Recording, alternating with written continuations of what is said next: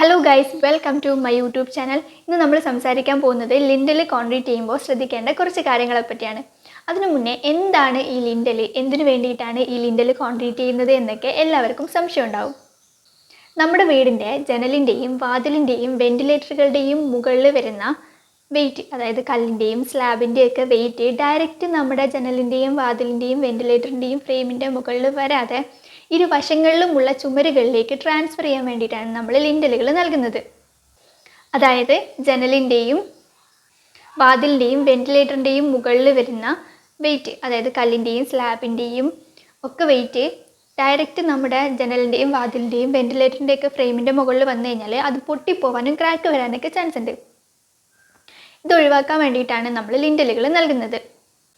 അപ്പോൾ നിങ്ങൾക്കൊരു സംശയം ഉണ്ടാവും, അങ്ങനെയാണെങ്കിൽ ഈ ജനലിൻ്റെയും വാതിലിൻ്റെയും വെൻറ്റിലേറ്ററിൻ്റെയും മുകളിൽ മാത്രം ലിൻഡലുകൾ നൽകിയാൽ പോരെ, എന്തിനാണ് ഈ ചുമരുകളിൽ മുഴുവനായിട്ട് ത്രൂ ഔട്ടായിട്ട് നമ്മൾ ലിൻഡലുകൾ നൽകുന്നത് എന്ന്.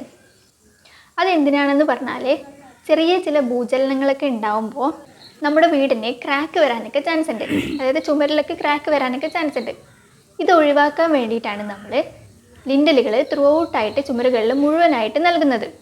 ഇങ്ങനെ ചുമരുകളിൽ മുഴുവനായിട്ട് ലിൻഡലുകൾ നൽകുമ്പോൾ നമ്മുടെ സ്ട്രക്ചറിന് മൊത്തത്തിലൊരു കൂട്ടിപ്പിടുത്തം ഉണ്ടാവും. അതായത് നമ്മുടെ സ്ട്രക്ചറെ ഒറ്റ യൂണിറ്റായിട്ട് ആക്ട് ചെയ്യും. അതുകൊണ്ട് തന്നെ ചെറിയ ചില ഭൂചലനങ്ങളൊക്കെ ഉണ്ടാവുമ്പോൾ ഉണ്ടായേക്കാവുന്ന ക്രാക്കുകൾ ഇതിലൂടെ നമുക്ക് ഒഴിവാക്കാൻ സാധിക്കും. അതിനു വേണ്ടിയിട്ടാണ് നമ്മൾ ലിൻഡലുകൾ ത്രൂ ഔട്ടായിട്ട് നൽകുന്നത്.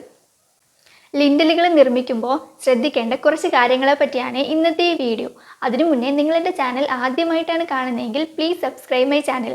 ചാനൽ സബ്സ്ക്രൈബ് ചെയ്യുന്നതിൻ്റെ കൂടെ തന്നെ ആ കുഞ്ഞു ബെല്ലൈക്കൺ കൂടെ അമർത്തി കഴിഞ്ഞാൽ ഞാനിടുന്ന എല്ലാ വീഡിയോസിൻ്റെയും നോട്ടിഫിക്കേഷൻ ലഭിക്കുന്നതായിരിക്കും.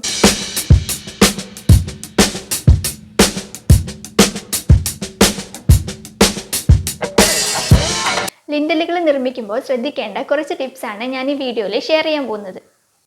Tip number 1.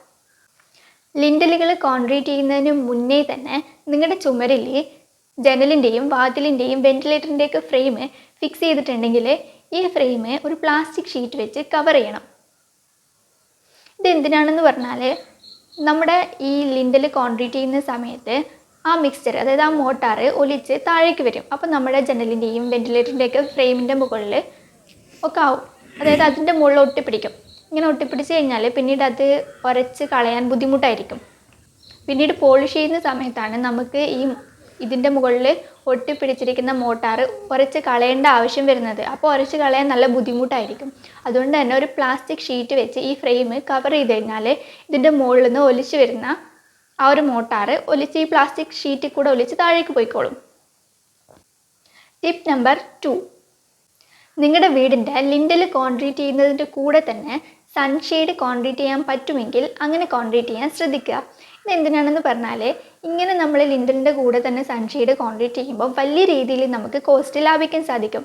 അത് മെറ്റീരിയൽ കോസ്റ്റ് ആയാലും ലേബർ കോസ്റ്റ് ആയാലും.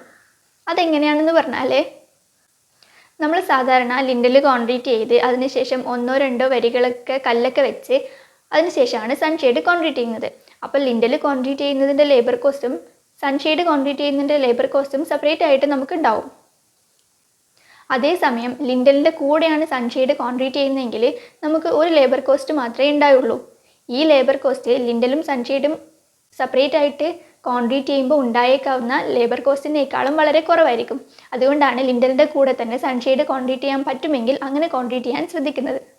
അതുപോലെ ലിൻഡൽ കോൺക്രീറ്റ് ചെയ്യുമ്പോൾ അതിൻ്റെ കൂടെ തന്നെ സൺഷെയ്ഡ് കോൺക്രീറ്റ് ചെയ്ത് കഴിഞ്ഞാൽ നമുക്ക് വലിയ രീതിയിൽ മെറ്റീരിയൽ കോസ്റ്റും ലാഭിക്കാൻ സാധിക്കും. ഇതെങ്ങനെയാണെന്ന് പറഞ്ഞാൽ, നമ്മൾ സാധാരണ ലിൻഡൽ കോൺക്രീറ്റ് ചെയ്ത് 1-2 വരി കല്ലൊക്കെ വെച്ച് അതിനുശേഷമാണ് സൺഷെയ്ഡ് കോൺക്രീറ്റ് ചെയ്യുന്നത്.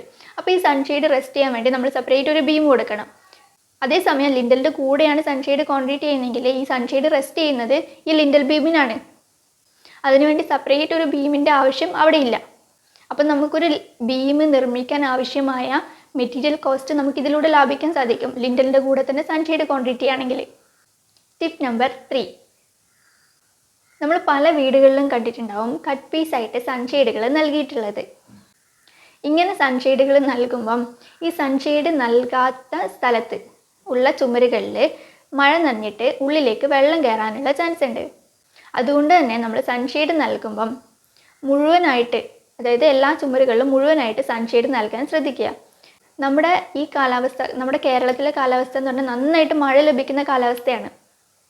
അതുകൊണ്ട് തന്നെ സൺഷെയ്ഡ് നൽകുമ്പോൾ മുഴുവനായിട്ട്, ചുമരുകളിൽ മുഴുവനായിട്ട് സൺഷെയ്ഡ് നൽകാൻ ശ്രദ്ധിക്കാം. ലിൻഡൽ കോൺക്രീറ്റ് ചെയ്യുന്നതിൻ്റെ മുന്നേ തന്നെ എല്ലാവർക്കും ഉള്ള ഒരു ടെൻഷനാണ് ലിൻഡൽ കോൺക്രീറ്റ് ചെയ്യാൻ എത്ര രൂപയാവും, ലേബർ കോസ്റ്റ് എത്രയാവും, മെറ്റീരിയൽ കോസ്റ്റ് എത്രയാവും. ലിൻഡൽ കോൺക്രീറ്റ് ചെയ്യുന്നതിന് മുന്നേ തന്നെ എൻ്റെ കയ്യിൽ ഞാൻ എത്ര രൂപ കരുതി വെക്കണം എന്നൊക്കെ.